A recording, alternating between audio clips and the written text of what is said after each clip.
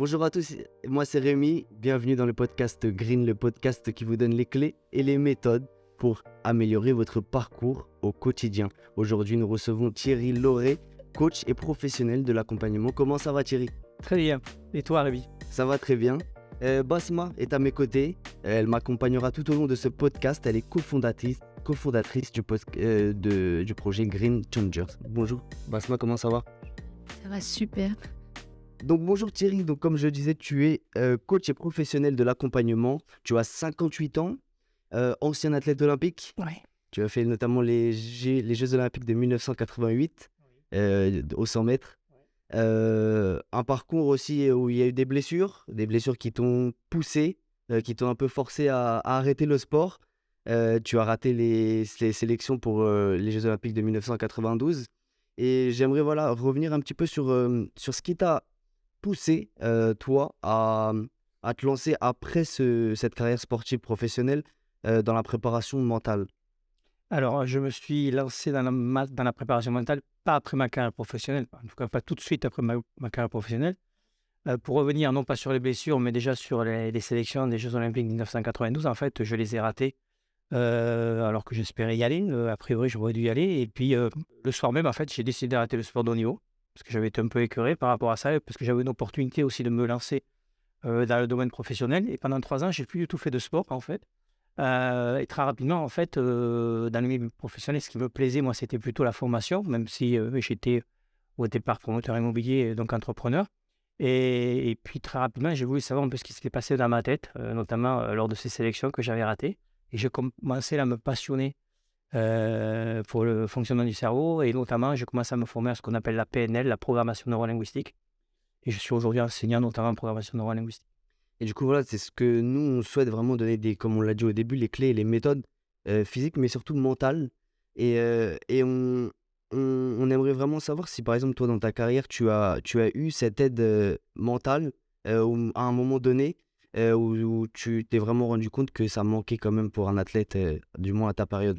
Donc à ma période, non, il n'y avait pas de préparateur mentaux. Et d'où ma vocation aujourd'hui pour accompagner notamment des sportifs de haut niveau, mais pas que, parce que j'interviens dans 3 domaines, moi, celui de l'entreprise et celui des écoles de commerce. Et je suis directeur de programme dans une grosse école de commerce en France. Et donc, je fais du sport. Et si tu veux, le fil rouge de mes activités, c'est l'accompagnement de la performance. Et comment t'expliques un peu aujourd'hui? On a notamment l'exemple de Christophe Galtier qui, en conférence de presse, le dit simplement qu'il a un préparateur mental. Beaucoup de sportifs, des tennisman, Gaël Monfils ou autres. Comment expliquer qu'à l'heure actuelle, comme nous dans le podcast, on va en parler, mais comment expliquer qu'à l'heure actuelle, on en parle de plus en plus? Bon, on en parle de plus en plus parce qu'on se rend compte que les gens qui sont performants sont entourés de préparateurs mentaux. Alors qu'il faut savoir qu'en France, c'est plutôt récent la préparation mentale. Et c'est, moi, en tout cas pour moi, les athlètes qui viennent vers moi viennent de manière individuelle et c'est presque de manière confidentielle, alors que dans les pays anglo-saxons, le sportif de haut niveau va parler de son préparateur mental, de l'accompagnement qu'il a avec son préparateur mental de façon complètement naturelle, en fait. Et il y a aussi le fait que le monde autour de nous a beaucoup changé. C'est ça. Il y a tout ce qui est pression, entourage.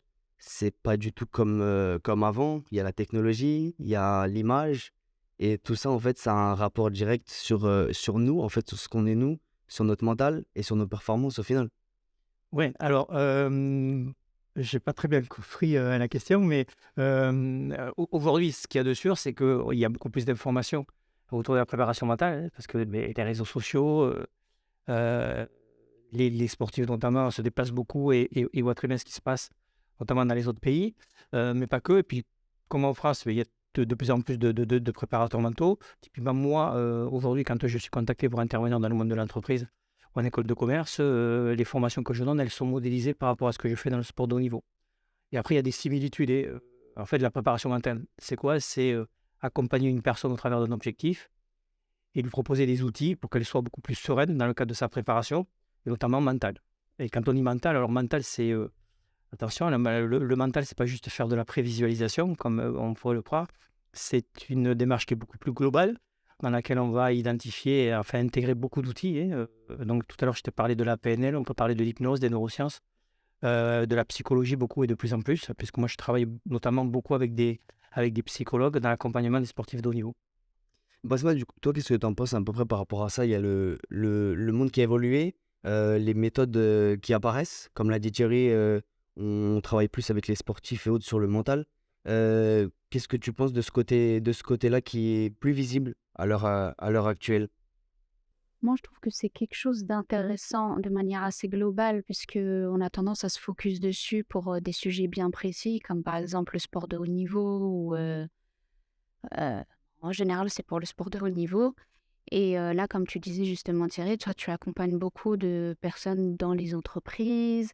Moi, je dirais même plus, un petit peu le cœur du sujet avec Green Changer, c'est que justement, tu peux accompagner des gens dans la vie de tous les jours et pour des sujets quotidiens. Exactement ça. Et ça, par contre, c'est quelque chose qui n'apparaît pas encore. C'est-à-dire qu'on a toujours, en tout cas, je dirais ici, en France, en tout cas, on a souvent l'impression que pour être suivi d'un préparateur mental, il faut absolument qu'on fasse un projet soit sportif, mais de haut niveau, soit qu'on ait un projet énorme de start-up à monter, etc. Alors que moi, dans une problématique lambda quotidienne, bah, je pourrais avoir besoin d'être accompagnée par toi, par exemple. Et c'est ça qu'en fait, j'aimerais que les gens soient conscients et qu'on aille un petit peu plus vers ça. Hem, En fait, là, on vient justement au rapport que nous, on fait aussi dans Green. C'est, le côté, le lien qu'il y a entre le sport Mhm. et la vie de tous les jours. C'est ça. En fait, le sport, ça reflète un petit peu la vie, c'est ça? Ouais, oui, oui, bien sûr, ça reflète ta vie, mais pour rebondir sur ce que vient de dire Bas, moi, ce qui m'a plu dans la démarche, en fait, comme je t'ai dit, moi, je modélise, en fait, mes formations à partir de ce que j'ai fait dans le sport de haut niveau. Ensuite, je vais accompagner des personnes, des dirigeants d'entreprise, des salariés, des étudiants, des personnes qui viennent me voir à titre individuel parce qu'elles peuvent avoir des objectifs qui ne sont pas que sportifs, euh, et qui ont besoin, en fait, d'avoir des outils pour être beaucoup plus sereines dans ce qu'elles vivent au quotidien. Donc, ce qui m'a plu tout de suite, en fait, dans la démarche de base, c'est que les outils que j'allais pouvoir les diffuser euh, à, à tout le monde, en fait. Et c'est ça l'idée, en fait. Et comme moi, je n'avais pas le temps de faire tout ça, et bien, de s'associer dans ce projet, ça me permettait à moi, du coup, de pouvoir exprimer encore mieux ce que je faisais et puis surtout d'accompagner un projet dans lequel je me sens complètement investi, en fait. Voilà. Et qui me correspond parfaitement. Si on part par exemple d'un exemple pour rester un peu dans ce côté sport qui reflète un petit peu la vie, Ouais. si on part d'un exemple, par exemple, une blessure, tu as dû peut-être voir ça avec des sportifs. Une blessure pour un sportif, ça va le pousser dans ses retranchements, mais ça va aussi lui permettre de se construire et de se connaître mieux. Euh, Est-ce que tu as déjà pu vivre cette situation, par exemple, avec un sportif ou autre? Oui, oui, ben, je l'ai vécu, puis je le vis encore. Donc, alors, ce que tu viens de dire, c'est important parce que tu dis que pour un sportif, une blessure, ça va peut-être lui permettre de se construire plus. Ça dépend. Ça dépend de son environnement. Moi, je dis toujours que l'environnement, c'est 90% du résultat. Et l'environnement, c'est quoi? C'est un environnement professionnel, c'est un environnement social, un environnement sportif. Et puis, à l'intérieur de ça, il va falloir identifier les personnes qui accompagnent véritablement la personne en difficulté. Et à partir de maintenant, je préfère parler de la personne en difficulté, comme ça on va élargir le débat. Et j'ai encore eu hier, par exemple, pour te donner un exemple, un chef d'entreprise qui est venu me voir pour un accompagnement en préparation mentale dans le cadre de ses objectifs. Et très rapidement, j'ai identifié la chose suivante, c'est qu'il avait d'abord besoin de faire un travail sur ce qu'on appelle le pourquoi avec un psychologue sur des choses très très importantes. Et s'il ne fait pas ce travail, ça va être difficile pour lui de mettre en place des outils complémentaires pour avancer dans son projet. Donc, c'est ça qui est intéressant en fait. Et cette approche qui est très globale, eh bien, nous, on va pouvoir la proposer au travers de Green Changer pour tout le monde en fait. C'est-à-dire, quelle que soit la personne qui va venir nous voir et qui va, à un moment donné, se sentir en difficulté, on aura ses réponses à lui apporter grâce à l'environnement qu'on aura créé. Les objectifs, en fait, les objectifs d'une personne, c'est vraiment la base. Quand on va voir Thierry, c'est vraiment pour des objectifs qu'on a.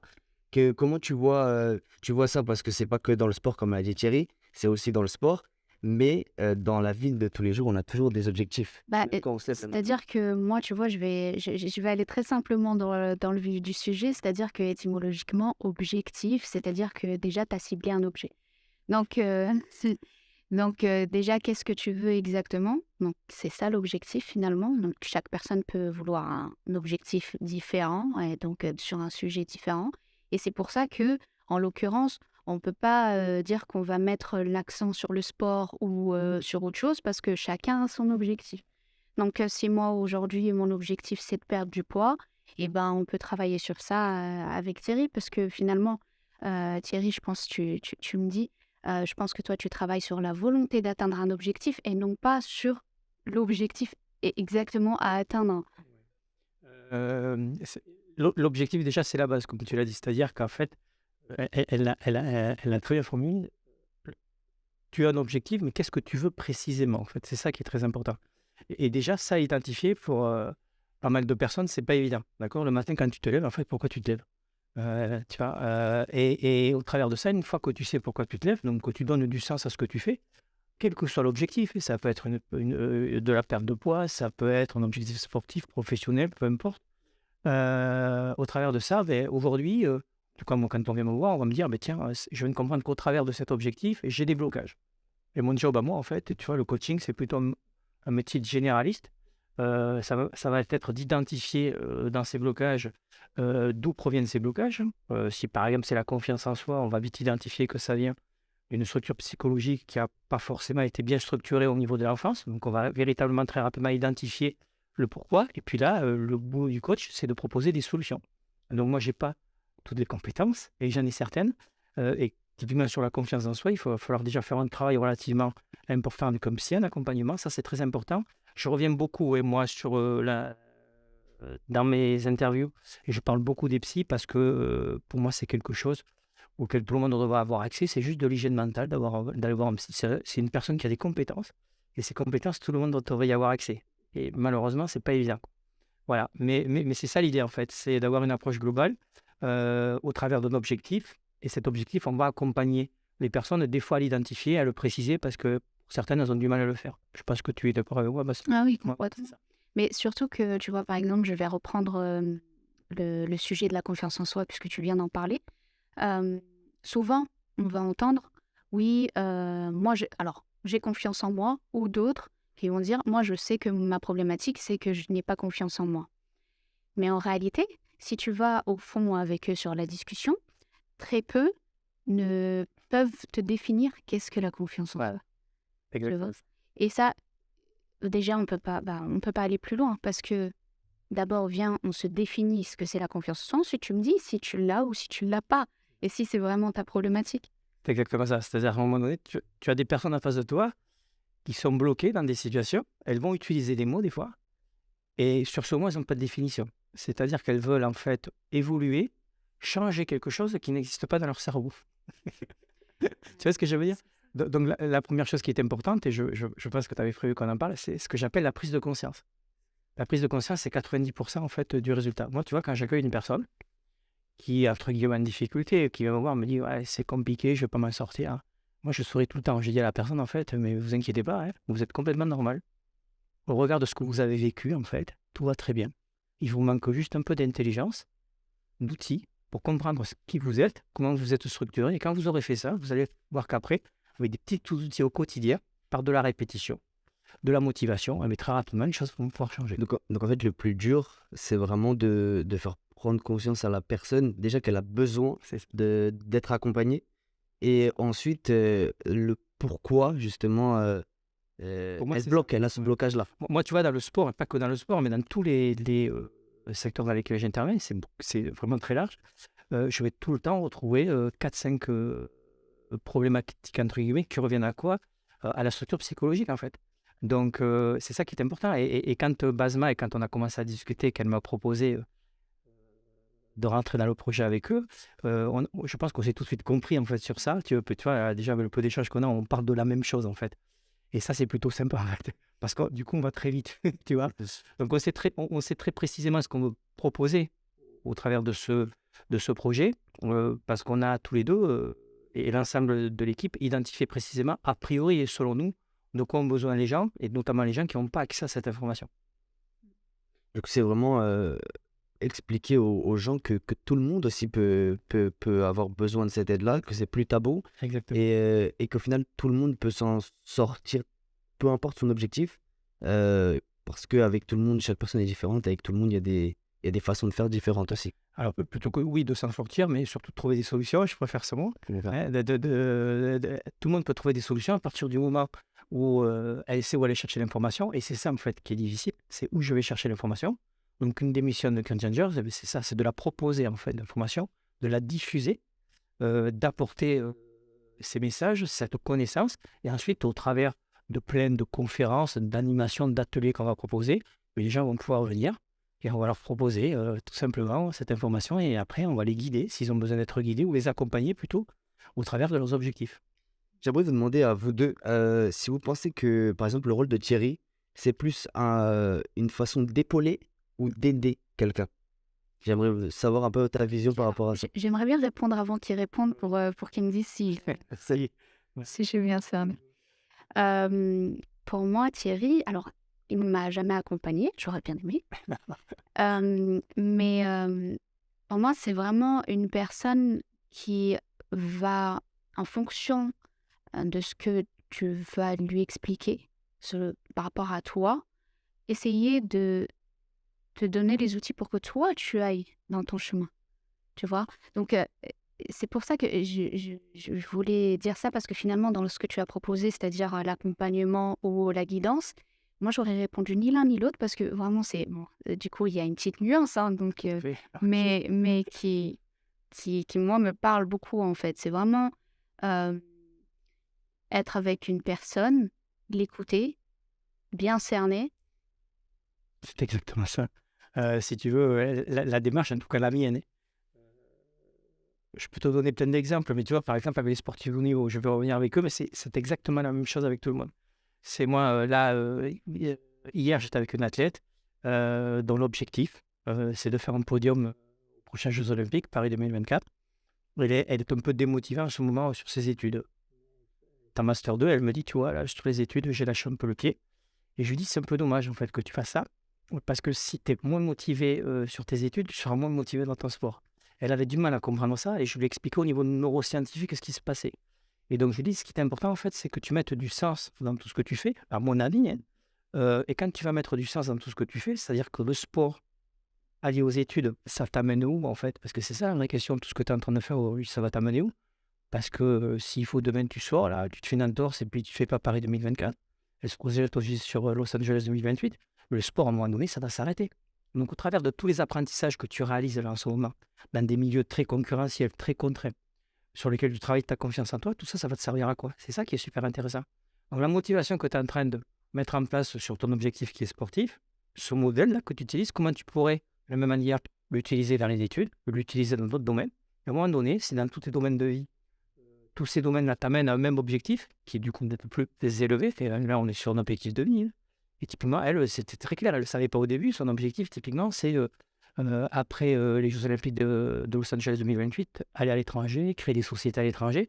Et ça, quand elle est venue me voir en coaching, elle n'avait pas identifié. Et au bout d'une heure, elle s'est rendue compte que c'était ça, en fait, son véritable objectif. Et là, tout devient beaucoup plus facile. Elle a beaucoup moins de pression. Elle a une vue de tout ce qu'elle est en train de faire qui est beaucoup plus sympa. Et là, il y a du sens, en fait. Et c'est ça, en fait, mon job. Moi, je considère que ça doit être sûr. Élever les personnes et leur dire, oh, ouais, là, t'es enfermé dans ton petit truc. Et la vie, c'est pas ça, en fait. C'est pas juste ce qui se passe là. C'est ça complètement, parce que pour cette personne-là, en l'occurrence, elle arrive avec un objectif à atteindre, mais elle ne le connaît pas. Alors, comment tu veux te donner les moyens et surtout la motivation? Parce que quand ça va être difficile, il va falloir t'accrocher à quelque chose. Et si tu ne l'as pas défini, tu ne sais pas pourquoi tu te bats. C'est ça. Tu vois, le sportif, généralement, il va venir, il va être dans une période de doute par rapport à un objectif sportif. Et chaque fois qu'il va penser à cet objectif, ça va le mettre dans une situation de stress. D'accord? Quand tu lui dis qu'en fait, le sport, là, ce qu'il est en train de faire, c'est juste une étape dans sa vie. Mais que son véritable objectif, ça, c'est un des objectifs qu'il doit atteindre, mais il y en a un qui est beaucoup plus haut. Mais ce qu'il est en train de vivre, et même s'il a une difficulté à un moment donné, par une blessure ou par un environnement qui n'est pas peut-être celui qui est le mieux optimisé dans le cadre de sa performance, comme il se projette beaucoup plus loin, eh bien, ça le libère, en fait. Ouais, il y a aussi ce côté-là qui est important d'évoquer, je pense, avec toi, c'est que les personnes ne prennent pas étape par étape C'est ça. et voient directement, mais si, par exemple, hein, je n'arrive pas à faire ceci, tout est terminé. Alors, ou plutôt différemment, les personnes voient tellement de choses qu'elles ont à accomplir et à faire, par exemple, dans une journée, quand elles se lèvent, qu'elles sont débordées. C'est aussi important de prendre conscience que, et je pense que c'est ce que tu fais avec eux, c'est qu'il y a plusieurs chemins pour arriver à ce que l'on souhaite, et même s'il y en a un qui ne fonctionne pas, il y en a d'autres. Oui, alors on a plusieurs domaines de vie, en fait. Et dans l'ensemble des domaines de vie dans lesquels tu fonctionnes, domaine social, professionnel, sportif, le domaine de soi, euh, c'est quoi tes priorités déjà? Parce que pour les personnes à un moment donné qui ont cette sensation d'avoir du mal à gérer tout ce qui est en train de se passer, c'est parce qu'elles ont peut-être du mal à mettre des priorités dans tout ce qu'elles font. Et là, je peux te parler de quelque chose de relativement précis, puis c'est ce que je vis.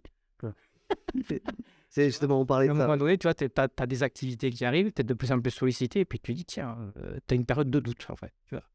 Tu dis, mais tu vas te dire, comment je vais faire là? Donc je doute. Et le doute, il peut très rapidement mener du stress. Et tu me reprends, si j'ai dit des bêtises. Ce qu'il faut, c'est douter bien. Et pour douter bien, en fait, moi, tu vois, à titre perso, je suis suivi par 2 psys, parce que c'est mon métier, et j'ai besoin de faire de l'hygiène mentale, et puis c'est ce que je vends. Donc si je ne le fais pas moi-même, ça va être un peu compliqué. Et je suis supervisé par 2 coachs. Donc dès que j'ai un doute, je téléphone, en fait. Et je dis, voilà, moi, je suis en train de douter sur ça. Et là, tu as 2, 3 personnes autour de toi qui disent, oh, on va se poser. Et généralement, en 2 minutes, le doute s'est évacué, quoi. Mais c'est intéressant parce que justement, tu viens de dire que tu es suivi par 2 personnes. Mais c'est pas une chose enfin, c'est une chose qui reste quand même un tabou un petit peu. Je sais pas toi, maintenant, ce que tu penses par rapport aux psy? De moins en moins? En moins parce que je vais toujours parler de la France parce que quand même on a un peu de retard déjà par rapport à d'autres pays. Les réseaux sociaux et les contenus, ils font avancer grandement les choses parce qu'on se rend compte qu'en fait, le contenu que peut apporter un psychologue, en fait, il peut être intéressant pour nous. Voilà, c'est très simple, c'est aussi bête que ça. Et en fait, quand on se rend compte que, ok, nous, ça nous a intéressés, tu as peut-être le côté tabou de te dire, oh bah merde, j'avais un problème alors. Mais quand tu vois que finalement un tel et un tel repartagent et puis que tout le monde s'intéresse à la même chose, puis ça devient la norme. Et puis là, on peut parler d'hygiène mentale parce que finalement, ça va devenir un petit peu. Je pense que vous avez bien vu, vous êtes bien rendu compte que depuis quelques années, là, on est un petit peu. Ça s'est un petit peu recentré sur l'hygiène tout court, c'est-à-dire le côté healthy de tout. La nourriture, bon, ça a commencé par la nourriture et puis après, hop, hop, hop, petit à petit. Et puis maintenant, c'est effectivement l'hygiène mentale. Et ça, c'est quelque chose qu'on retrouve énormément maintenant sur les réseaux. Bah, d'ailleurs, il y a énormément de coachs de RIS et qui naissent de partout. Et c'est parce qu'ils l'ont bien compris. À un moment donné, parfois, c'est bon. C'est encore un autre sujet, mais bon, parfois, c'est pas forcément tout le monde qui peut apporter des outils. Mais en tout cas, ce qu'ils ont bien compris, c'est que c'était le cœur du marché. Ben, c'est ça. Mais l'objectif, si tu veux, parce qu'on parle d'hygiène mentale, mais qu'est-ce qu'on met à l'intérieur? L'idée, c'est quoi en fait? C'est que les personnes, par de la connaissance qu'elles vont intégrer, deviennent très rapidement autonomes dans leur mode de fonctionnement, dans leur mode de pensée. À un moment donné, elles vont mettre de l'intelligence. Ça y est, j'ai compris en fait de quelle manière je fonctionnais, je sais pourquoi. Et ça, c'est libérateur déjà. C'est le plus dur. Bah, tu vois, mais ouais, Mais une fois qu'on l'a compris, et une fois qu'on l'a compris, bon, maintenant, comment je fais? Mais comment tu fais? Tu vas continuer à t'entourer de personnes dont c'est le métier, a priori. D'accord? Donc, ça peut être un coach, ça peut être un psy, ça peut être les deux, parce que moi, c'est souvent les deux. Ça peut être un nutritionniste, ça peut être un médecin généraliste, ça peut être, peu importe. Tu es en difficulté à un moment donné sur ton parcours, tu vas chercher l'information là où elle est.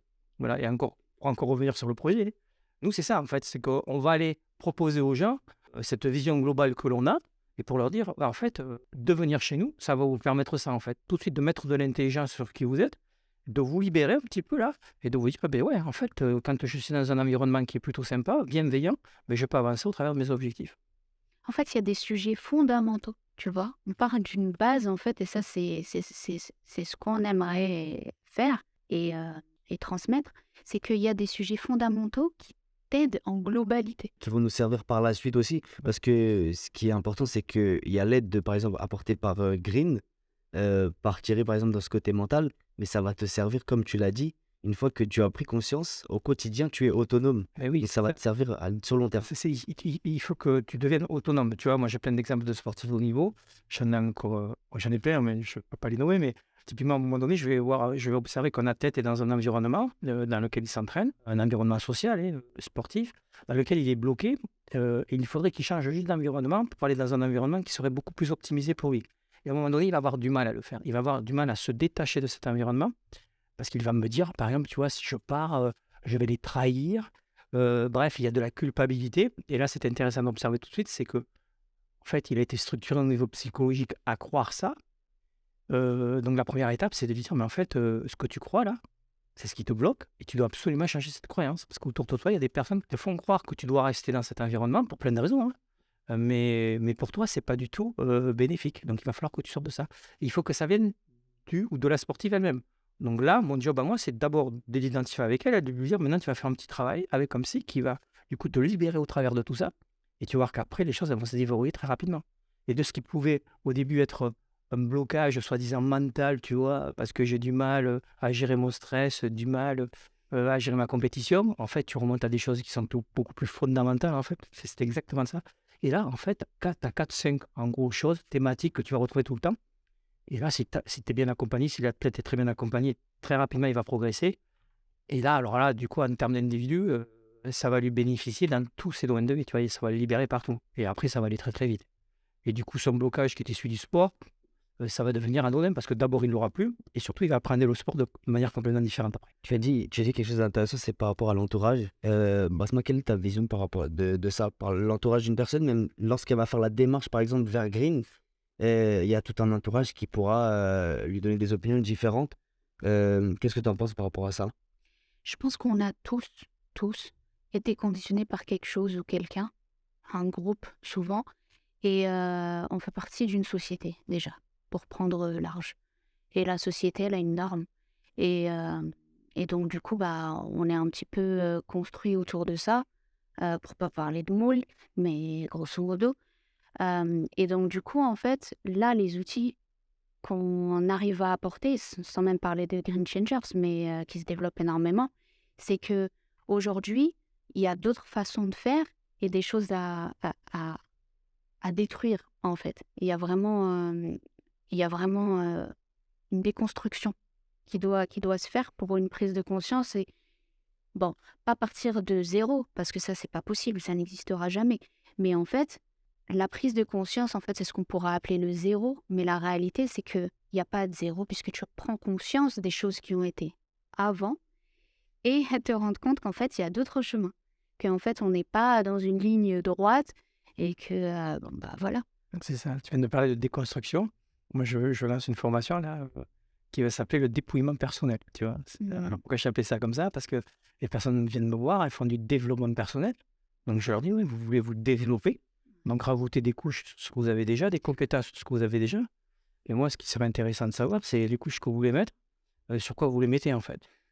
D'accord? Donc, on va d'abord faire un petit travail d'introspection, donc de dépouillement. J'appelle ça du dépouillement, qui est plutôt sympa. On va aller voir un peu les couches là que vous avez en place depuis que vous êtes petite ou tout petit. Et puis, on va se rendre compte que là, il y a un système de croyances, des schémas que vous avez développés, qui sont peut-être plus adaptés à ce que vous avez envie de vivre. Et quand vous aurez pris conscience de ça, après, on pourra effectivement consolider. Voilà. Ou dans le développement personnel, aujourd'hui, tu vois, oui, j'ai fait un live encore, c'était quand avant-hier soir, je crois. J'avais 500 personnes, et puis à un moment donné, les gens me demandent mon avis sur des théories qui s'entendent sur les réseaux sociaux. Puis il y en a un moment qui me dit ouais, il y a la théorie des 21 jours, c'est-à-dire qu'on peut mettre en place du changement en 21 jours. Donc je l'ai arrêté tout de suite. Je lui ai dit voilà, là vous êtes dans un concept qui est complètement marketing, qui repose sur rien au niveau neuroscientifique, parce que pour mettre en place du changement au niveau neurologique, alors peut-être qu'en 21 jours c'est possible pour certaines personnes, pour d'autres ça va se faire en 10 jours, ça va dépendre des objectifs, mais généralement c'est quand même plus long. Parce que ton cerveau, il ne va pas déconstruire en 21 jours parce qu'il a mis 15 ans ou 20 ans à construire. D'accord? Donc ça produit quoi ça? Je pars sur une idée qu'en 21 jours je vais changer, et puis au bout de 21 jours, je n'ai pas changé. C'est pire. C'est pire. Donc je vais commencer à culpabiliser, à me dire que je suis encore capable de rien. Et je leur dis en fait, vous vous enfermez dans des modèles dans lesquels vous êtes sûr de continuer en fait en tout cas à déconstruire ou à pas construire de la confiance en soi. Tout ça parce que vous êtes parti d'un concept que vous n'avez pas étudié et que quelqu'un vous a dit que c'était le bon concept que vous l'a vendu. Ok, tu vois, c'est C'est ça, il faut se tourner quand même vers les bonnes personnes, voilà. parce qu'aujourd'hui, comme Basma l'a dit, tout le monde en fait se proclame à travers les réseaux préparateur mental, psychiatre. Ça reste quand même important de se tourner vers les bonnes personnes pour vraiment bien agir. Tu vois, par exemple, j'ai envie de donner un exemple métaphorique. C'est-à-dire que là, par rapport à ce que tu viens de dire à l'instant, Thierry, ça me rappelle le régime. Oui. Tout simplement parce qu'on a envie de quelque chose rapidement. Donc, on va faire un truc hyper extrême. Donc, je reprends les 21 jours. Ouais. Et pendant 21 jours, on va se mettre une pression. OK, on est sur un objectif et on est focus dessus pendant 21 jours, OK. Mais on va le faire pendant 21 jours. Et à 21 jours précis, si, comme tu as dit, il n'y a pas d'évolution, tu vois, eh ben, on va lâcher. Et j'ai même envie d'aller plus loin, même s'il y a une évolution. En fait, une fois qu'on a fait nos 21 jours, on a envie que ça aille tout seul. Et donc, on va lâcher aussi. Et donc, une fois qu'on aura lâché dans les deux cas, eh ben, l'effet yo-yo, le poids revient. Tout simplement parce que, du coup, on n'a pas été dans le côté fondamental. C'est-à-dire que quand on a envie de faire un régime, en réalité, si on a envie de perdre du poids, on va dans le côté fondamental du truc, c'est-à-dire on revoit notre alimentation. Qu'est-ce qui n'allait pas dans cette alimentation? Pourquoi à moi, ça n'allait pas? Parce qu'il y a d'autres personnes, ça leur va. Mais moi, ça m'allait pas parce que moi, j'ai besoin de ci, j'ai besoin de ça, j'ai besoin de ça. Ok, regarde ce que je mangeais, etc., ça n'allait pas. Voilà, on modifie. Et en fait, cette modification, ça va être des choses qui vont être pour le bien. Et au final, ça va pas être si dur que ça. Mais ça va être petit à petit. Et ça va être sur du long terme, infini. C'est-à-dire, c'est en Ça devient illimité. une habitude. Une habitude de Ça devient, ça devient complètement intégré en fait, à ta personnalité, après, parce que tu vas y trouver du bien-être déjà et du plaisir. Parce que l'idée, c'est pas de perdre du poids, l'idée, c'est de pas en prendre en fait. C'est intéressant justement ce que je dis parce que c'est par rapport c'est par rapport à, en fait, à ce que vous avez dit un peu tous les deux, c'est que les personnes regardent plutôt ce qu'ils vont perdre avant de voir ce qu'ils vont gagner. Et au final, dans la vie de tous les jours, c'est ce qu'on voit. Par exemple, un exemple banal, tu te lèves le matin, tu loupes ton bus, tu dis j'ai raté mon bus. Mais dans ton inconscient, tu te dis pas, ah, mais je peux peut-être faire ça pour arriver quand même à l'heure, à mon rendez-vous. Bah oui, voilà, tu me parles d'exemples qui sont relativement précis. Je vais avec des étudiants, tu vois, qui va me dire, il y a 10 minutes de retard, il ouvre la porte, est-ce que je peux rentrer en cours? Je lui dis, bon, rentre, mais je pense que tu es programmé pour être en retard. Il me dit, je comprends pas trop. Mais ouais, comment tu pourrais faire juste pour être à l'heure? Il me dit, il faudrait que je prenne le tram d'avant ou le métro d'avant. Je dis, ok, pourquoi tu le fais pas? Parce qu'il faudrait que je me lève plus tôt. Pourquoi tu te lèves pas plus tôt? Parce que je suis un couche-tard.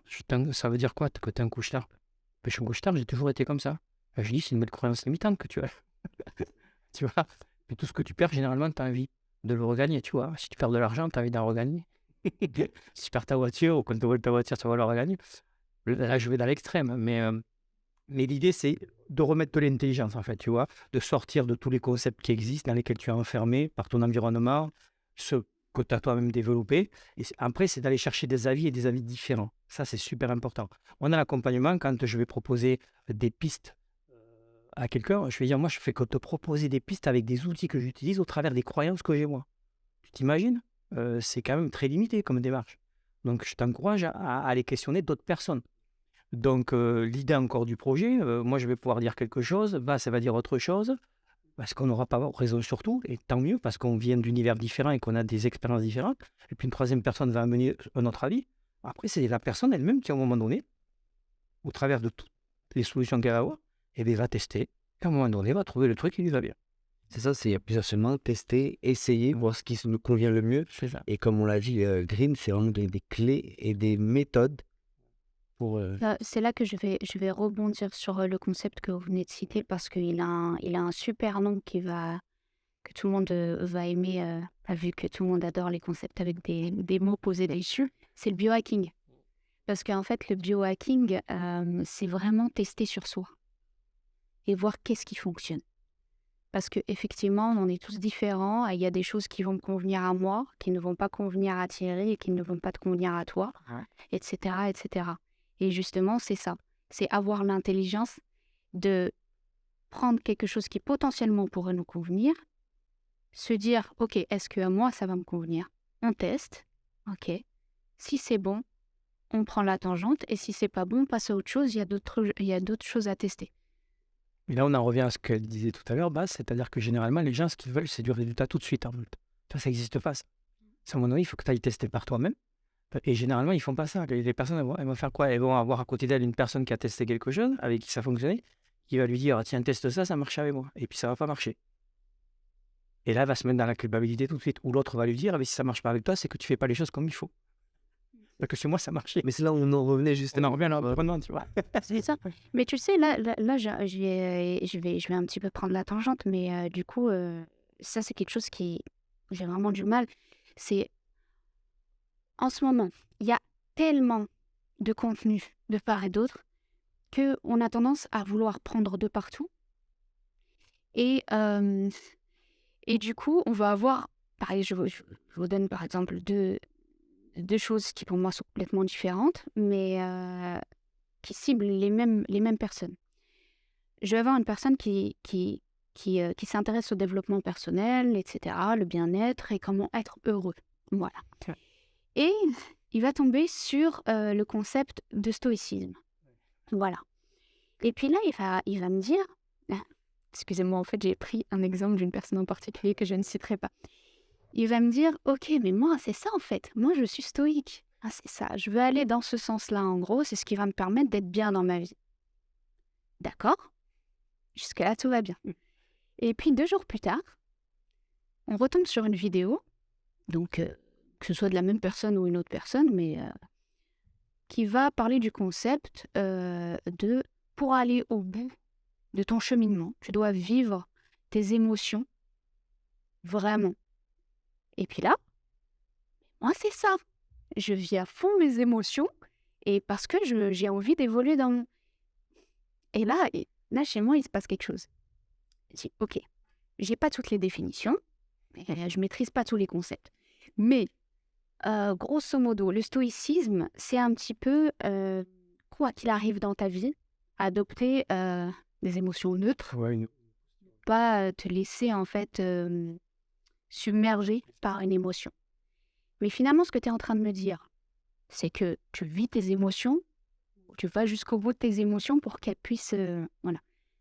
Donc non, il y a un problème là. Parce que moi, par exemple, je suis une personne qui est calme, etc. Mais quand j'ai des émotions à vivre, je les vis pleinement. Mais je peux pas être stoïque. Ça, c'est impossible. Parce que quand je vis mes émotions pleinement, j'ai aucun problème là, je n'ai même pas besoin de parler. Il y a un problème parce que si je les vis pleinement, je ne suis pas stoïque. Donc tu vois, en fait, c'est le problème. Aujourd'hui, c'est ce que j'appelle moi les dérives du développement personnel par rapport au contenu qu'on a en masse sur les réseaux sociaux et aussi par des personnes qui ne sont pas forcément expertes dans leur domaine et qui vont juste en fait nous définir des concepts. C'est qu'elles proposent à la même cible des choses complètement différentes. Et ça n'a aucune cohérence parce que c'est là où on revient justement à l'idée de, entre guillemets, biohacking, parce que voilà, je l'appelais ça comme ça tout à l'heure, mais de tester en fait qu'est-ce qui correspond, qu'est-ce qui te correspond. C'est parce que, ok, tu me parles de stoïcisme, d'accord, teste-le sur toi, vois si ça fonctionne, si ça te va, bon tu continues dans le stoïcisme, mais si c'est vivre tes émotions pleinement, et c'est tout aussi bien. Mais dans ce cas-là, tu es uniquement dans vivre tes émotions. Tu ne peux pas être dans les deux à la fois. Hein. Donc, du coup, c'est là où il faut un petit peu recadrer.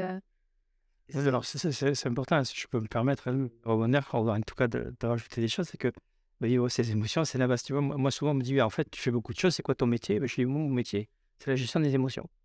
Si tu n'es pas en capacité d'identifier chez toi l'émotion qui te traverse, ça va être compliqué pour toi à un moment donné de progresser, tu vois. Si tu ne sais pas que tu es dans la tristesse et que tu ne sais pas pour quelle raison tu es dans la tristesse, et si la raison pour laquelle tu es, c'est adapté ou pas adapté à ce que tu es en train de vivre, parce que tu peux être triste et c'est complètement légitime, tu peux être en colère et c'est complètement légitime, après ça va dépendre de la manière dont tu exprimes ta colère, mais en tout cas une émotion, il faut l'identifier, il faut l'exprimer, d'accord? Sinon elle va rester dans le corps et ton corps à un moment donné, il va te parler, il va te renvoyer le truc, tu vois.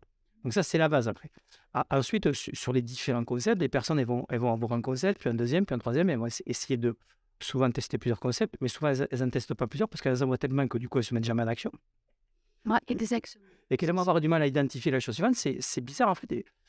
J'ai envie de faire plein de choses, mais j'arrive pas à les faire. Tiens, ça c'est intéressant comme question. Pourtant, il y a plein de solutions, mais si tu n'arrives pas à les faire, c'est que peut-être tu as construit des schémas, tu vois, là, depuis ton enfance, des schémas traumatiques, peut-être, je sais pas, mais en tout cas des choses qui te bloquent, tu vois. Donc, le problème, c'est pas toi en fait, c'est la structure dans laquelle tu es. Dans la structure dans laquelle tu es, au regard de ce que tu as vécu et ce vers quoi tu veux aller, ça peut pas fonctionner là. À un moment donné, il va falloir quand même mettre de l'intelligence autour de ça.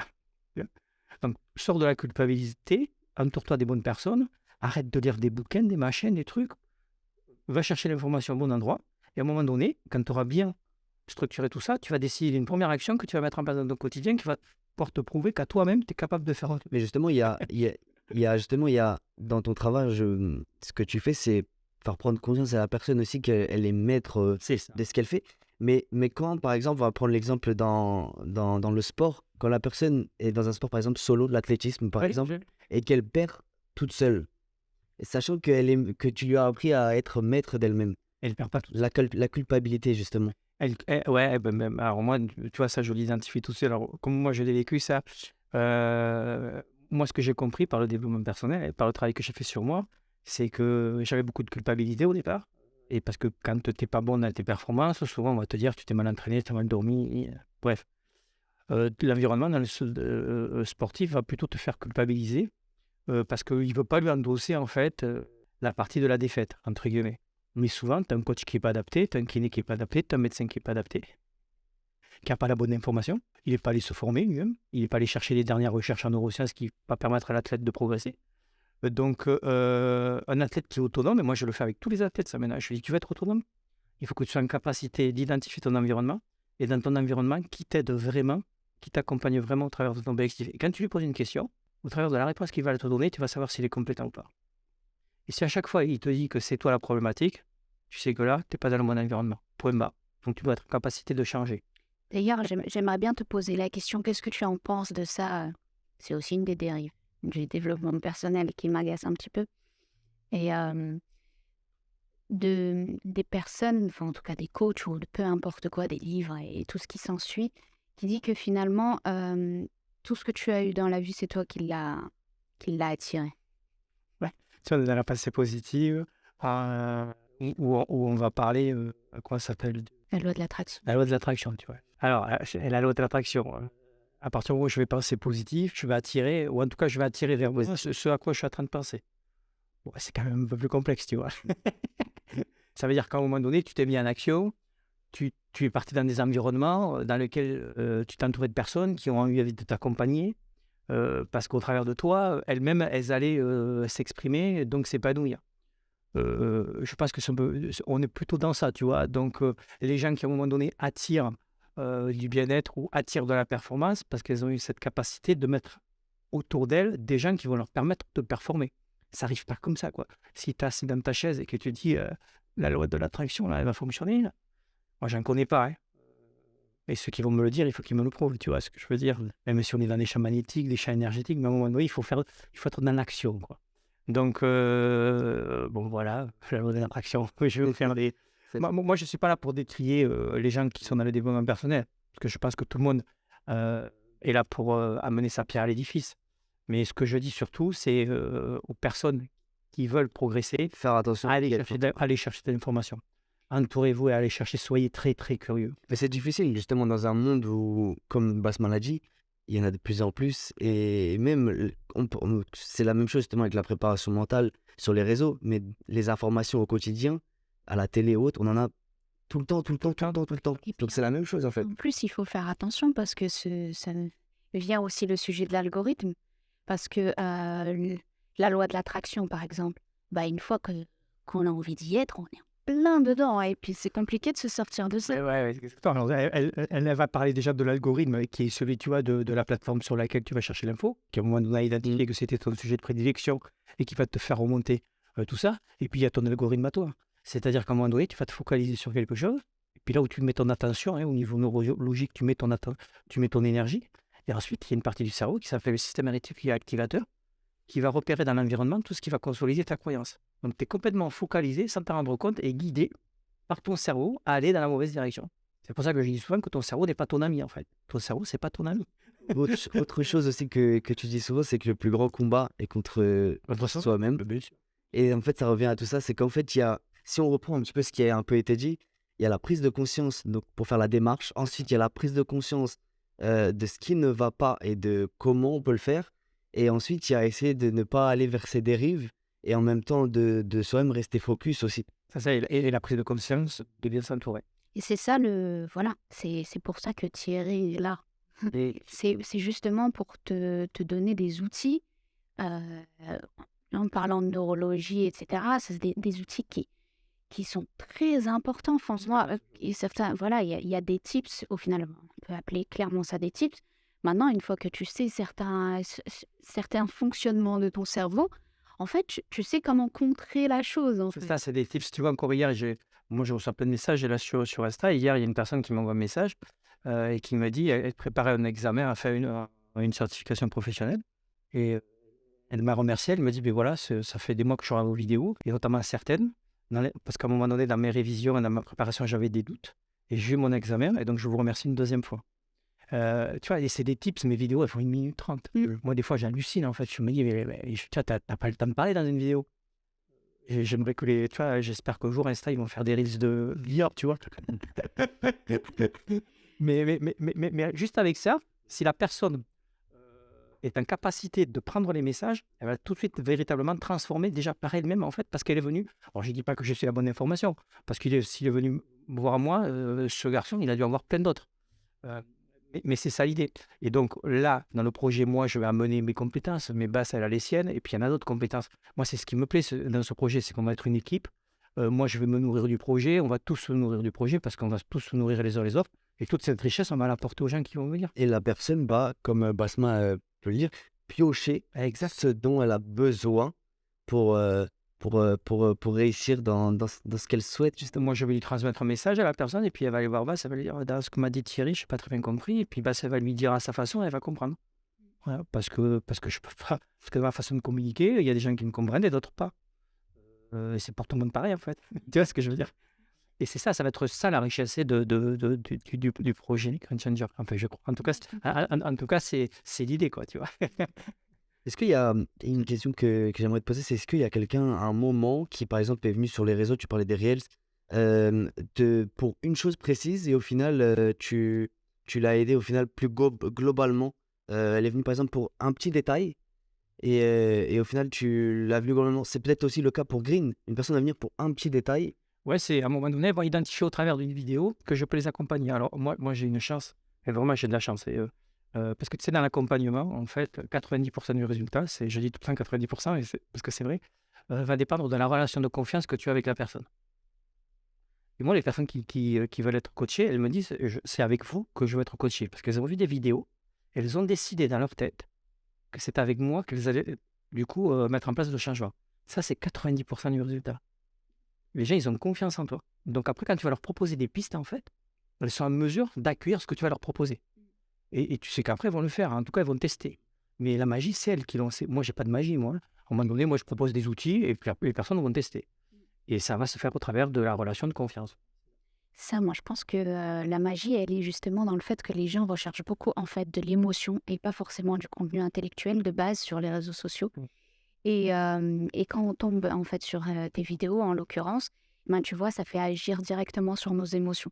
Tu vois, avec une vidéo très courte, d'1 minute, en fait, on se plonge directement, en fait. Ouais.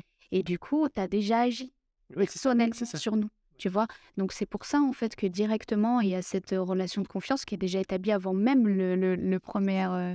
C'est aussi le fait que la personne est venue, par exemple, chercher ce discours que tu lui as apporté, par exemple, sur TikTok. En 10 secondes, tu as répondu à ce qu'elle est en train de vivre actuellement. En fait. Après, moi, je pense que ce qui me plaît beaucoup, au travers, parce que les gens me le disent, c'est que moi, je ne suis pas face cam à expliquer un concept. Tu vois, je ne vais pas me mettre face cam à t'expliquer ce que c'est le stoïcisme.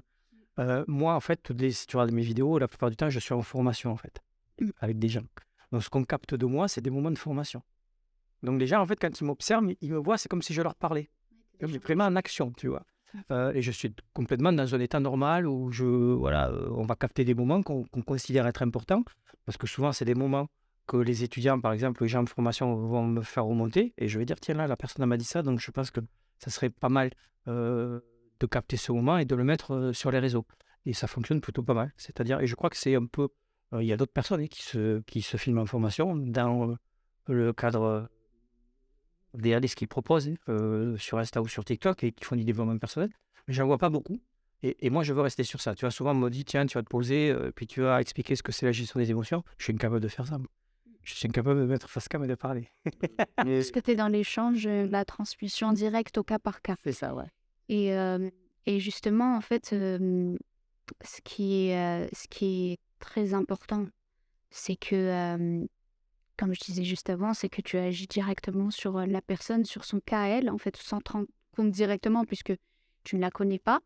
Mais en fait, ce que tu proposes est tellement justement fondamental que ça peut parler à tout le monde.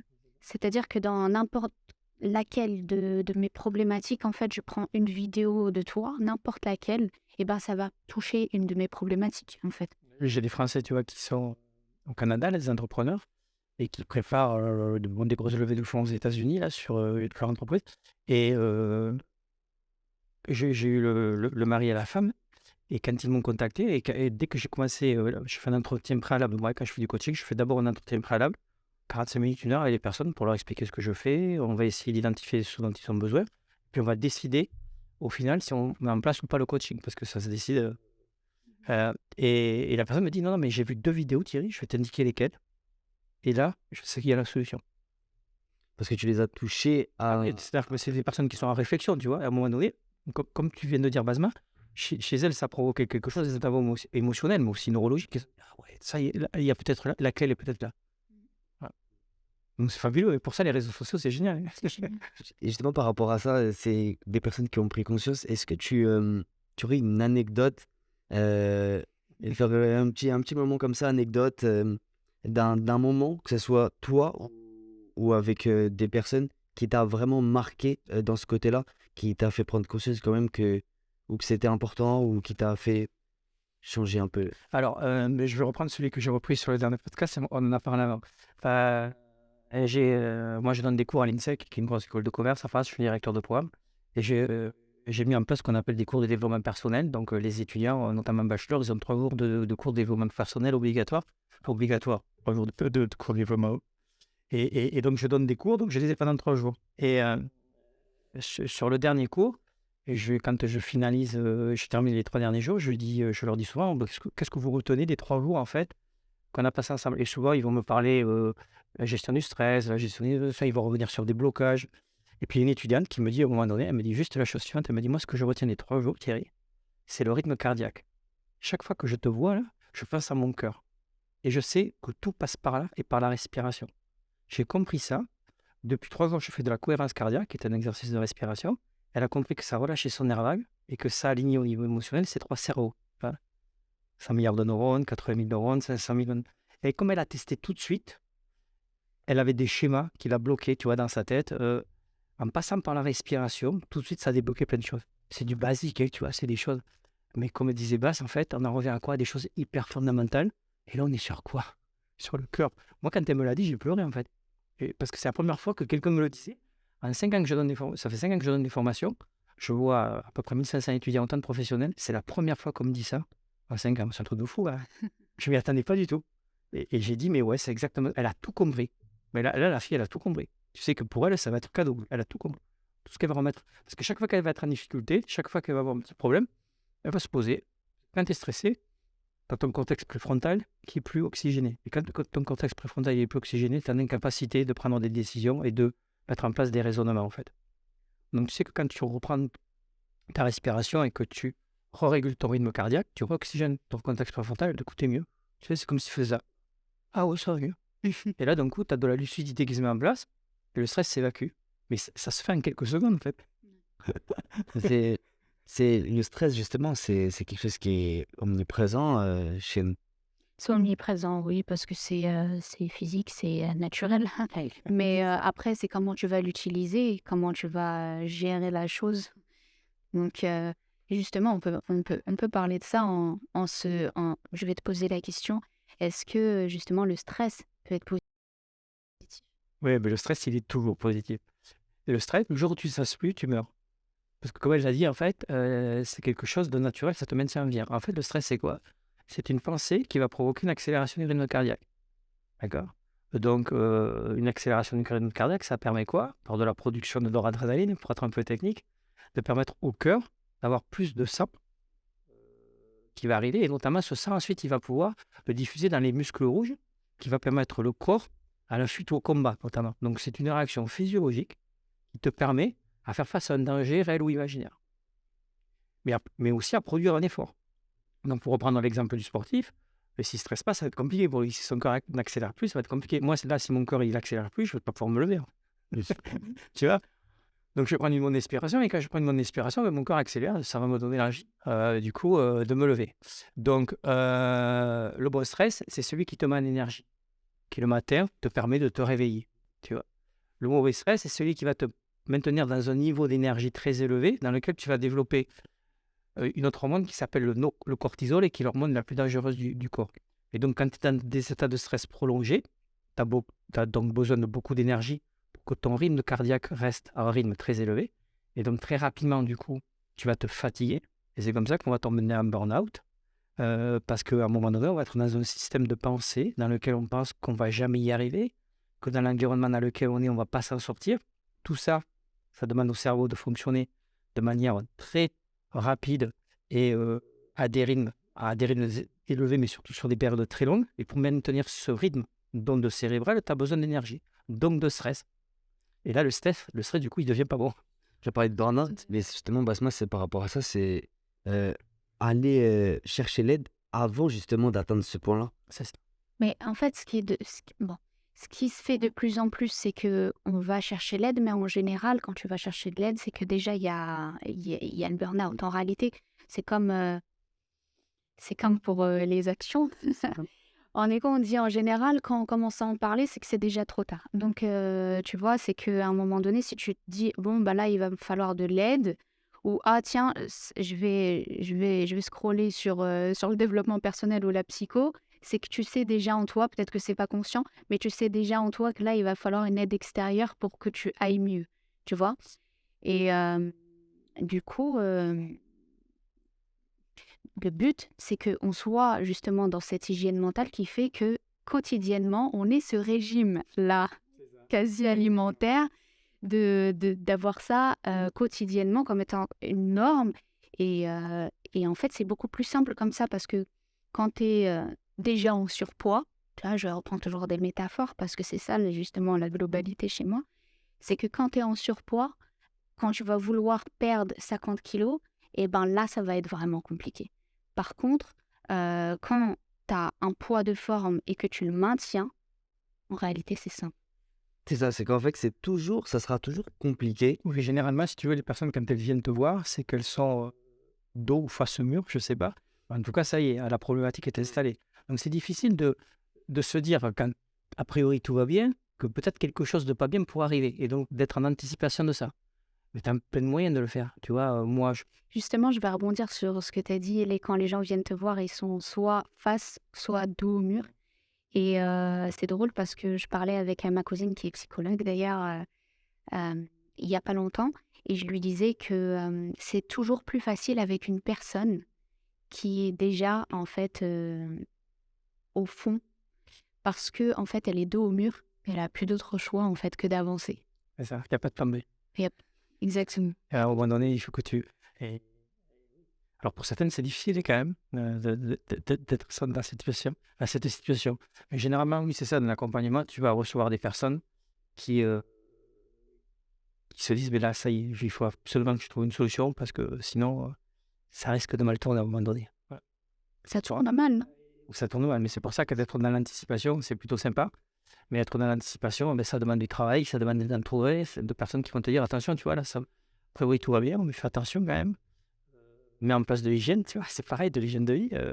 Tu vois, on en parlait tout à l'heure au début, mais l'exemple des 21 jours, on pourra mener ça au sport. À un moment donné, tu as un sportif qui va s'entraîner pendant 9 mois, 10 mois, et puis à la fin de saison, il va complètement se lâcher parce que son corps a besoin de se reposer, ça c'est super important.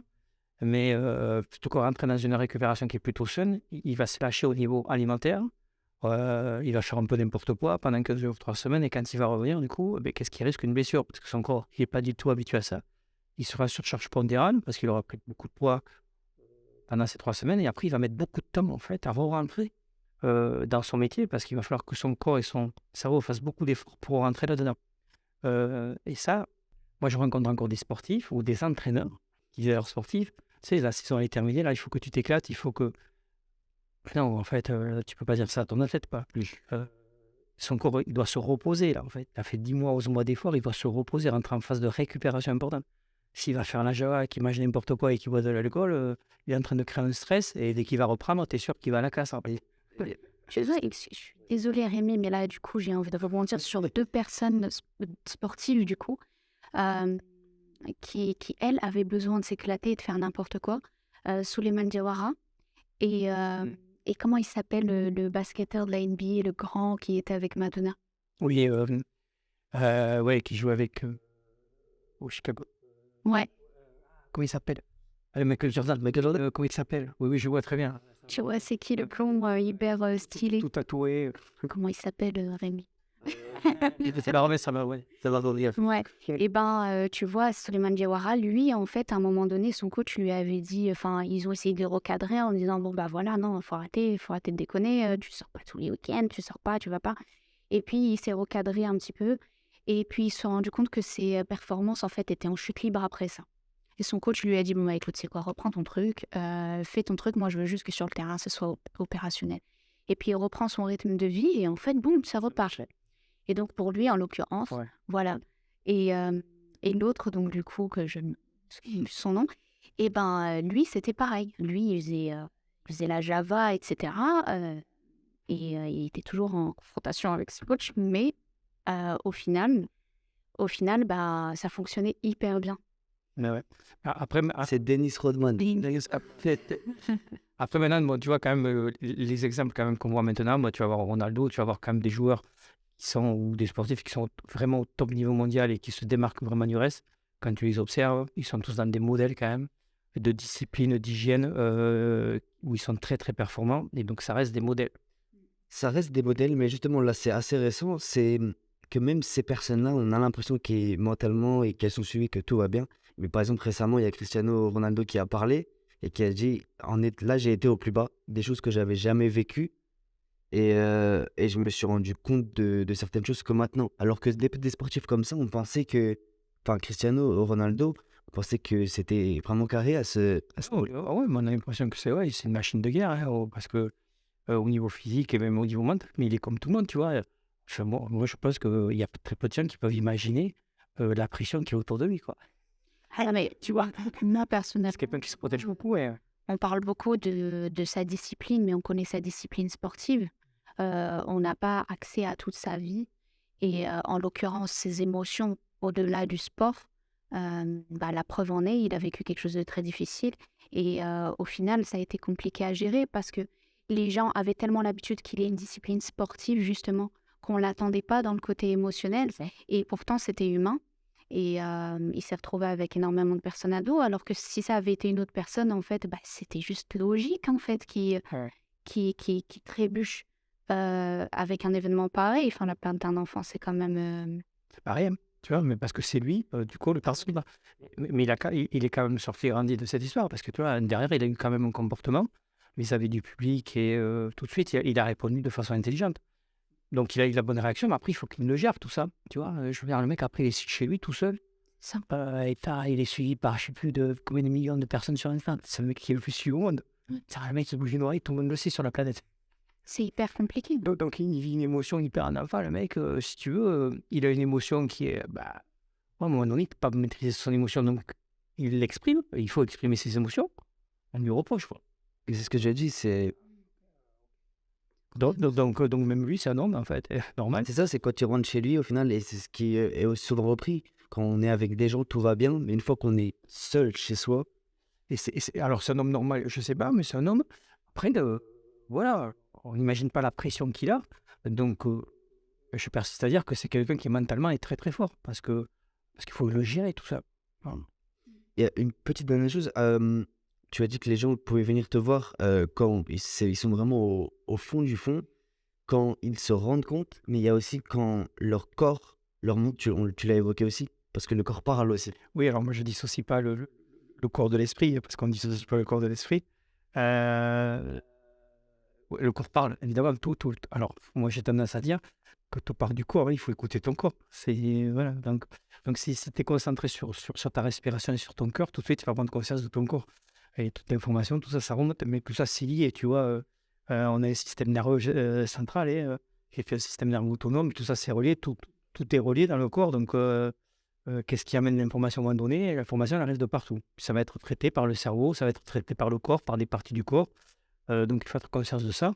Et donc avoir une conscience de soi qui soit plutôt élargie. Donc ça sert à ça, en fait, et l'idée du développement personnel ou du déploiement personnel. Et même ces termes, tu vois, aujourd'hui, ils commencent à me gêner, en fait, parce qu'on enferme les gens dans des concepts, alors qu'on parle de quoi? On demande juste aux personnes de développer de l'intelligence autour de leur mode de fonctionnement, et pour ça, tu n'as pas besoin de rentrer dans un concept qui s'appelle le développement personnel. Il y a des personnes qui ne font pas de développement personnel, qui font ça depuis très longtemps.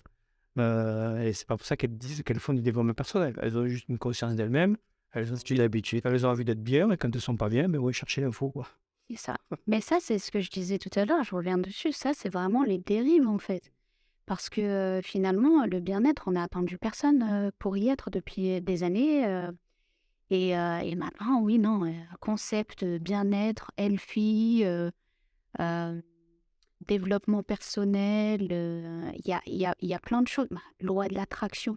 Enfin, je veux dire, avant qu'on me mette les mots dessus, euh, pour moi, on a toujours tous été dans la loi de l'attraction. C'est-à-dire qu'on a tous la conscience qu'à un moment donné, fais le bien, il te reviendra, et fais le mal, bah voilà, c'est tout à fait logique. Mais aujourd'hui, on a besoin, je sais pas pourquoi, sur les réseaux, en tout cas, j'ai l'impression de mettre c'est peut-être, mais je sais, c'est peut-être une question de mots-clés hein, et d'algorithme hein, pour le coup, hein, parce que en fait, c'est tellement repris que, que ça devient un concept particulier, alors qu'en fait, c'est de la vie, en fait. Ouais, c'est ça, exactement. Ouais, c'est exactement, c'est de la vie, ouais, tout simplement. Et donc, plus tu as de concepts, plus c'est complexe, et moins les gens ont l'impression qu'ils vont y arriver, parce que c'est très compliqué, en fait. Après, comme on l'a dit tout à l'heure, quand moi j'ai une personne en face de moi, elle va me dire, je n'ai pas confiance en moi. Je dis, ok. C'est quoi la définition de la confiance en soi? Ben, réfléchis. Puis au bout de 2 minutes, tu vois, je comprends pourquoi tu n'as pas confiance en toi, parce que tu ne sais pas ce que c'est. C'est ça. Comment tu vas modifier un truc que tu connais pas? C'est pas possible. Donc la confiance en soi, c'est moi j'ai une définition, je dis aux personnes, c'est ma capacité à me dire, quels que soient les événements, quelles que soient les circonstances, je vais trouver une solution. Donc en ce moment, dans les environnements dans lesquels tu es, est-ce qu'il y a des situations dans lesquelles c'est l'impression de ne pas trouver de solution? Oui. Ok, pourquoi tu ne trouves pas de solution? Je sais pas. Mais voilà, on va commencer par ça. Bah oui, mais moi je suis totalement d'accord avec Thierry parce que finalement la définition c'est la base parce que souvent la confiance en soi elle est liée à certaines problématiques bien précises. Et en fait ils font le lien, c'est comme une personne en fait qui n'a pas lu la définition de jardin et qui va te dire bon bah jardin en fait c'est ça ça ça. Mais en fait il sait pas, il l'a jamais lu, mais en réalité par rapport à ce qu'il va voir, entendre, etc. il va définir lui que c'est ça. Mais en fait, il s'est pas mis d'accord avec le reste de la société que c'était ça. Donc du coup, OK, quand ils viennent te voir, toi, ils te disent ça, toi, tu consortis directement qu'il y a un problème de définition. Mais la personne même, sans même parler des autres, en fait, pour elle, c'est un manque de confiance en soi ce qu'elle est en train de vivre. Alors que parfois, c'est des choses qui n'ont rien à voir. Souvent, c'est lié au physique. J'ai pas confiance en moi parce que je me trouve pas belle ou pas beau. J'ai pas confiance en moi parce que financièrement, ça va pas. Ou parce que j'ai pas eu mes diplômes ou que j'ai pas atteint le boulot que je voulais faire alors que mes parents voulaient que je fasse ça. Voilà. Et puis il y a des contextes dans lesquels tu vas avoir confiance en toi et d'autres pas. Donc moi je vais dire aux personnes, mais les contextes dans lesquels tu as confiance en toi, comment tu fais pour avoir confiance en toi? Et dans ceux où tu n'as pas confiance en toi, comment tu fais? Donc tu as 2 modèles là, tu en as un qui fonctionne et l'autre qui ne fonctionne pas, c'est aussi simple que ça. Donc celui qui fonctionne, comment tu pourrais le dupliquer? Tu vois, mais tu vas le retrouver dans la motivation. Tu vois, moi je fais des séminaires, j'en ai fait encore la semaine dernière sur la motivation dans une entreprise. Et on me dit, est-ce que tu peux faire une intervention 3 heures sur la motivation? Et j'ai dit, ok. Donc, tu as 5 collaborateurs, tu vois, et puis parce que on me dit, il manque de motivation. Je dis, ok. Tu as 5 collaborateurs, je te promets, 5 collaborateurs. Je leur dis qu'ils peuvent me donner une définition de la motivation. C'est quoi être motivé? Donc, tu leur dis, quand est-ce que vous savez que vous êtes motivé? Quand est-ce que vous savez que vous êtes un peu moins? Pas de réponse. T'imagines? Et c'est des gens qui te disent qu'ils ne sont pas motivés. Alors, je leur dis, la motivation, je vais vous donner la racine latine, c'est movere, ça veut dire mouvement en action. Donc, être motivé, c'est être en mouvement, intellectuel et physique. Et ça ne se décrète pas, la motivation. C'est quelque chose qui se produit au travers d'un processus, parce qu'en plus, c'est neurochimique, ça passe par la dopamine. Donc, il te faut un objectif qui soit très clair, qui va te donner cette envie déjà de te lever, que ton corps accélère. Et ensuite, la motivation, le processus de la motivation, qui passe par le circuit de la récompense dans le cerveau, par la dopamine, le circuit dopaminergique, il va se produire comment? Par de la répétition, et chaque fois que je répète, en fait, j'ai une récompense. Ta récompense, c'est que je progresse dans ce que je suis en train de faire.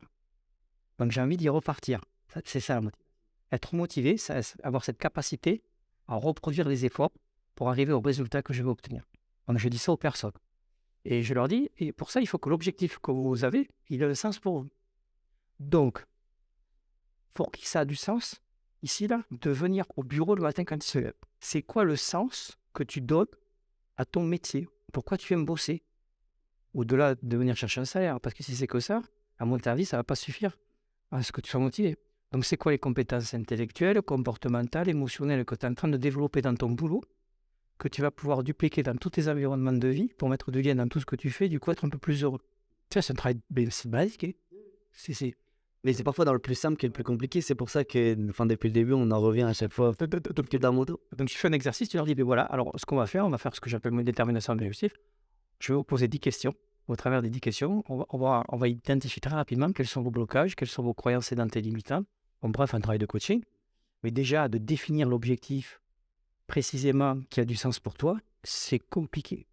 Donc, je leur dis, c'est normal que vous soyez pas motivé. Vous avez bien compris que c'était normal. Donc, ça va, tout va bien en fait. Par contre, maintenant, vous savez ce que vous devez mettre en place. Vous avez une définition que vous pouvez utiliser. Au travers de cette définition, là, il y a un concept qui est plutôt intelligent, qui vous demande de vous mettre en action. Faites ça pendant 15 jours, 3 semaines. Dans 3 semaines, on se revoit. Je pense que pour certains d'entre vous, la motivation sera mise en place. Exactement. Parce que, comme tu disais, par rapport à la racine, motiver, c'est-à-dire que les personnes vont chercher la motivation. Donc, en gros, ils te disent, je reprends ton exemple de se lever le matin, j'ai pas la motivation. Donc, ce que tu es en train de me dire, c'est que il va te venir en tête que tu as envie de te lever le matin. Ok, donc c'est ça la motivation que tu cherches. Donc, déjà, c'est pas cohérent, parce que comme tu disais, pourquoi tu te lèves le matin? D'accord? Donc, pourquoi tu te lèves le matin? Parce que je vais au travail. Est-ce qu'on y est? Est-ce que c'est ce que tu as envie? C'est aller au travail? On n'y est toujours pas. Donc, il faut encore aller plus loin. Pourquoi tu vas au travail? Pour gagner de l'argent. C'est ce que tu veux? Des fois, c'est pas ça. Des fois, non. Alors, pourquoi tu gagnes de l'argent? En fait, ça va beaucoup plus loin. Et c'est pourquoi, pour moi, il est vraiment important de cibler sa réelle volonté. Moi, je pose souvent la question, qu'est-ce que tu veux? Me dis pas, je vais vous donner une anecdote. J'ai un couple d'amis qui, la dernière fois, a été en petite confrontation parce que en fait, ils sont mariés, ils ont 2 voitures, chacun sa voiture, sauf que ce jour-là, en fait, le mari venait dans la voiture de la femme et il a trouvé plein de bouteilles vides. Il lui a dit, mais range, en fait, jette les poubelles. Il lui a dit, mais en fait, je fais ce que je veux, c'est ma voiture. Et puis, il dit, non, mais c'est pas comme ça, c'est pas correct, c'est pas... Elle dit, mais c'est pas correct pour toi, mais pour moi, c'est correct, tu vois. Et puis, en fait, là, ils sont vraiment dans une confrontation qui paraît débile comme ça, mais moi, il m'explique la situation et je suis là comme un médiateur entre deux. Et il me dit, mais, enfin, le mec me dit, mais du coup, tu comprends quand même, Basma, que c'est pas correct, c'est pas normal qu'elle ait un bazar comme ça dans sa voiture. Et elle me dit, mais Basma, c'est ma voiture quand même. Et je lui dis, bon, d'abord, je vais vous poser une seule question. Qu'est-ce que vous voulez là? Moi, c'est ça que j'ai besoin de savoir aujourd'hui. Là, qu'est-ce que vous voulez en me partageant ça? Mais nous, on veut trouver une solution pour pas se disputer. Ok, c'est ce que vous voulez vraiment? Oui? Je pose la question. Oui? Ok. La mienne... mince, je viens de donner le nom. Je suis désolée, on prend mon âge. Ouais. Du coup, qu'est-ce qui ferait qu'il n'y ait pas d'embrouille, en fait? Elle me dit, mais lui, il voudrait que j'enlève mes bouteilles. Je lui dis, pourquoi t'enlèves pas tes bouteilles? Elle me dit, mais parce que c'est ma voiture. Je lui dis, ok, je te repose la question. Qu'est-ce que vous voulez? Parce que là, on n'y est pas là. C'est pas la réponse que vous m'avez donnée. Vous m'avez dit, moi, ce que j'ai compris, en tout cas, c'est que vous ne vouliez pas vous embrouiller. Et quand je vous donne une solution, c'est on n'y est pas. Donc, qu'est-ce que vous voulez? Bah, si, on va s'engueuler. Mais pourquoi c'est à moi d'enlever les bouteilles? Ok, d'accord. On va fonctionner comme ça. Toi, c'est ce que tu veux, ne pas t'embrouiller, d'accord? Je dis oui. Je lui dis, pourquoi tu la laisses pas tranquille avec ces bouteilles dans la voiture? Mais parce que ça se fait pas. Ok. Donc là, vous voyez que c'est pas cohérent. Qu'est-ce que vous voulez vraiment? Ok. Donc là, on en parle. On parle du sujet profond. On va arrêter de tourner autour du pot. Et là, le sujet profond, c'est que elle a envie d'être dans son cadre à elle qui lui est propre et qui lui fait du bien, mais en même temps pouvoir accueillir une personne qui est dans sa usine, d'accord, dans son cadre à elle, où elle se sent bien. Parce qu'il a accepté d'être dans son cadre. Donc, normalement, il est censé aussi accepter tout ce qui va autour. Et voilà. Et là, on est dans la volonté. Mais pour expliquer ça au monsieur, il faut qu'on arrête de parler de bouteille d'eau, en fait. Donc, voilà pourquoi ma question primaire, qu'est-ce qu'on veut? Ouais. Donc, pour un objectif et pour se motiver, d'accord, tu veux te motiver à quoi? C'est ça. Quel est ton objectif réel? Le sens que tu donnes à ce que tu fais, c'est super important. Tu vois, donc derrière les mots, c'est, tu vois, tu as plein d'exemples. Moi, j'ai souvent l'exemple de la procrastination. Tu vois, les gens disent je procrastine. Je dis ok, c'est quoi procrastiner? Et se remettre au lendemain ce que je peux pas faire aujourd'hui. Pourquoi tu le fais pas? Parce que tu sais pourquoi tu le fais pas. Parce que j'ai la flemme. Ok, tu as une autre explication? Parce que j'ai pas envie. Ok, tu as une autre explication? Parce que j'ai mieux à faire. Ah, tu as mieux à faire. Ça, c'est pas mal comme définition. Donc du coup, c'est pas une priorité pour toi. Non. Mais c'est normal alors que tu repousses à demain ce que tu devrais faire aujourd'hui. Mais c'est pas ce que tu devrais faire aujourd'hui. Ce qu'on te demande de faire n'a pas de sens pour toi aujourd'hui en fait. C'est ça. T'as d'autres priorités. Donc je veux dire, je vais te proposer de raisonner différemment. Tu vas enlever le mot procrastination de ta vie. Tu vas utiliser un autre mot que moi j'utilise qui s'appelle l'acrasie. L'acrasie, ça veut dire défaut de volonté. Et si tu vas sur le dictionnaire, la volonté est un pouvoir. Le pouvoir de dire oui, le pouvoir de dire non. Tu as utilisé ton pouvoir de dire non. Et c'est plus simple. Voilà. Puis donc tout va bien en fait. Donc tu es plus enfermé dans ton concept là, de procrastination, à lequel on te fait culpabiliser. Donne juste du sens à ce que tu es en train de faire, mets en place des priorités et tu vas voir que tu vas plus procrastiner. Tu vois, par rapport à ce que tu es en train de dire, je vais parler de la PNL. Tu vois, au moment où tu changes le mot, déjà, je lui dis que c'est un manque de volonté. Moi, personnellement, quand tu me dis c'est un manque de volonté, là, je suis là. Ah ouais, donc attends, c'est quelque chose que j'ai envie de faire à la base. Donc si je manque de volonté, maintenant, en fait, je vais le faire. C'est ça. De toute façon, on est d'accord avec bas sur le fait que c'est les gens, en fait, ils parlent de choses, mais ils utilisent des mots, ils sont enfermés dans des concepts, mais ils ne savent pas, en fait, dans quoi ils sont enfermés. Et donc, ils s'enferment tout seuls, en fait. Comment? Et donc, c'est comme si tu te mettais dans une prison, tu vois, tu fermes la clé, tu jettes la clé, et puis à un moment donné, on dit il faut sortir. Après, non, je ne peux plus sortir, en fait. Je ne sais même pas comment j'ai fait pour fermer la clé. Et c'est là où je reviens sur ce que tu disais tout à l'heure. En fait, il y a développement personnel et il y a dépouillement personnel. Parce que si je vais utiliser encore une de mes super métaphores, si je te prends une belle rose, là je suis dans la PNL, je te prends une belle rose, d'accord? Magnifique, sans défaut. Et en fait, cette rose-là, elle est dans le développement personnel, c'est ce qui est ses pétales. Voilà. Ça, c'est ce qu'elle va développer autour. Et puis le dépouillement personnel, ça va être enlever chaque pétale pour voir ce qu'il y a en dessous. Donc la rose, elle était belle. Mais une fois qu'on enlève une pétale, il y a peut-être un insecte en dessous. Hop, on se débarrasse de l'insecte, on enlève une autre bête, etc., etc. Jusqu'à qu'on arrive au fondamental, tu vois, c'est-à-dire je ne sais pas comment on appelle ça, le milieu de la rose. Voilà, là c'est le fondamental.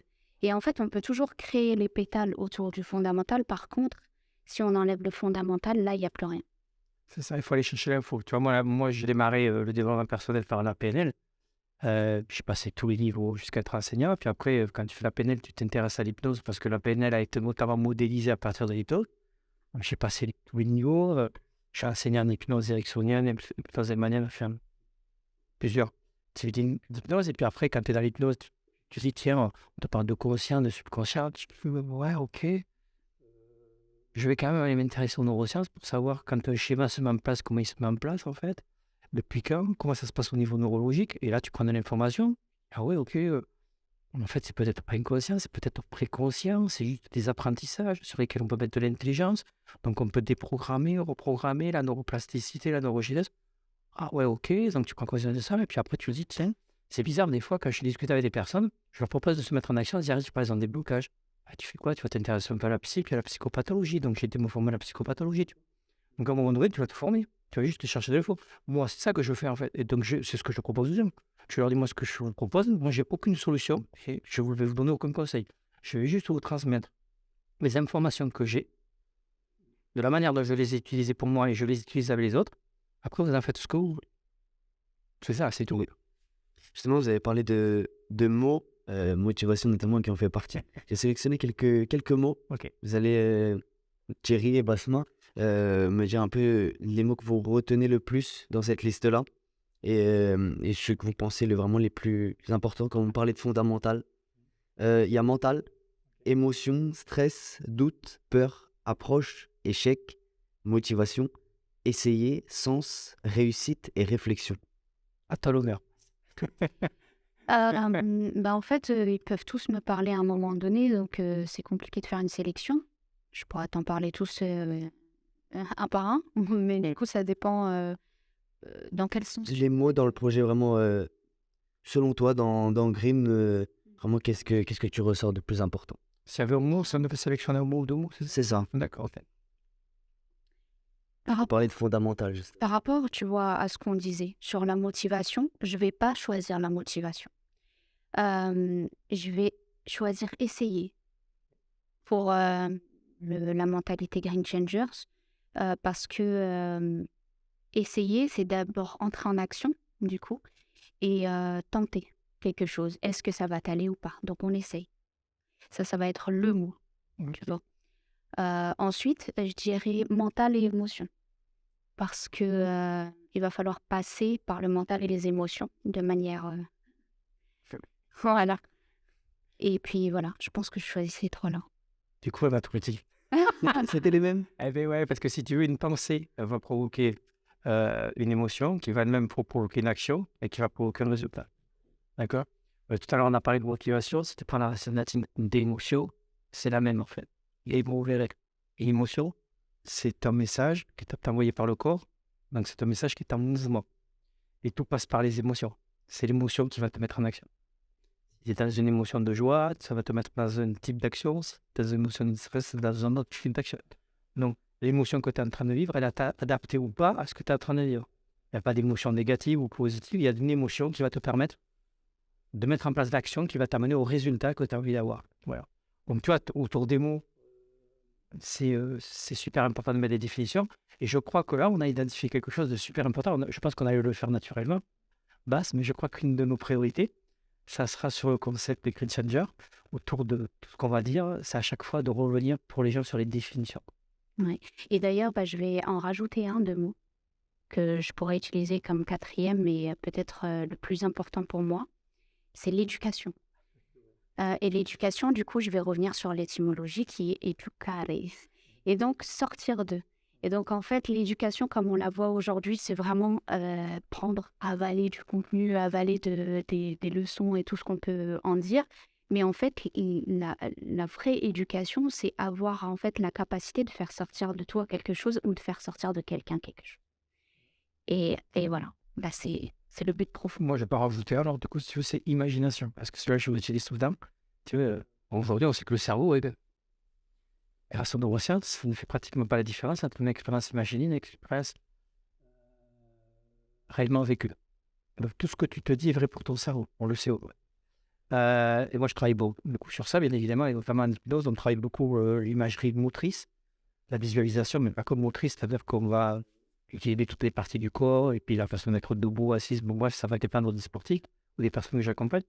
Mais voilà, l'imagination, c'est véritablement ça qui est important. Tu vois, Einstein disait, la logique va t'amener d'un point A à un point B, la logique, mais ton imagination t'amènera partout. Et son génie, c'était ça, c'est-à-dire qu'il avait une capacité, en fait, à désapprendre pour apprendre. Il faisait un travail de recherche qui allait l'amener à découvrir des choses. Et puis le travail de recherche suivant, il allait y aller avec la logique du précédent, et très rapidement, il allait se rendre compte qu'il était bloqué. Et là, son génie, c'était ça, en fait. De dire, hop, stop, ma logique ne me sert plus à rien. On repart à zéro et on repart. Imagination. Merci Thierry Merci à toi. pour venir pour ce podcast. Merci Basma. Et merci Basma. C'était Green, le podcast qui vous donne les clés et les méthodes pour améliorer votre parcours au quotidien. À bientôt.